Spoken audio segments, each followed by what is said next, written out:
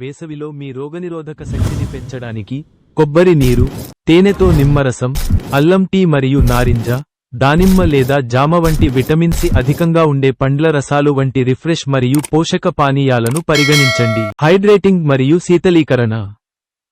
1. కొబ్బరి నీరు సహజ ఎలక్ట్రోలైట్ అధికంగా ఉండే పానీయం హైడ్రేట్ చేస్తుంది మరియు అవసరమైన పోషకాలను అందిస్తుంది. 2.